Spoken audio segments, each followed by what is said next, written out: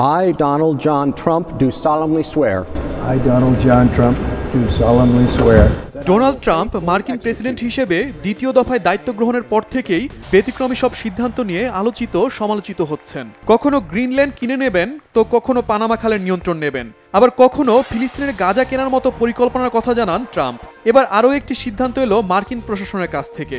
দেশটির department of government efficiency জানিয়েছে, বাংলাদেশের রাজনৈতিক ল্যান্ডস্কেপকে শক্তিশালী করার লক্ষ্যে বরাদ্দ করা $29 মিলিয়ন একটি কর্মসূচি কমানোর সিদ্ধান্ত নিয়েছে তারা। শুধু বাংলাদেশ নয়, ভারত, মোজাম্বিক, কম্বোডিয়া, সার্বিয়া, মলদোভার মতো দেশের আর্থিক সহায়তা বিলও বাতিল করেছে যুক্তরাষ্ট্র।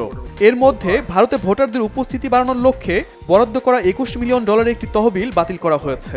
রবিবার ইন্ডিয়া টুডের এক প্রতিবেদনে এসব তথ্য উঠে আসে। বর্তমানে দেশটির ডিপার্টমেন্ট অব গভর্নমেন্ট ইফিসিয়েন্সির নেতৃত্বে আছেন মার্কিন ধনকুবের টেসলার প্রধান নির্বাহী ইলন মাস্ক। প্রেসিডেন্ট ডোনাল্ড ট্রাম্পের নেতৃত্বাধীন নতুন প্রশাসন আন্তর্জাতিক সহায়তা খাতে ব্যাপক কাটছাঁট করছে। তারই অংশ হিসেবে ভারত ও বাংলাদেশের জন্য বরাদ্দ তহবিল বাতিল করা হয়েছে। ইলন মাস্ক বারবার জোর দিয়ে বলেছেন, বাজেট কাটছাঁট ছাড়া চলতে থাকলে আমেরিকা দেউলিয়া হয়ে যাবে এবং উদ্যোগটি প্রশাসনের পরিকল্পনা করা বাজেট ওভারহলের সাথে সামঞ্জস্যপূর্ণ বলে মনে করা হচ্ছে।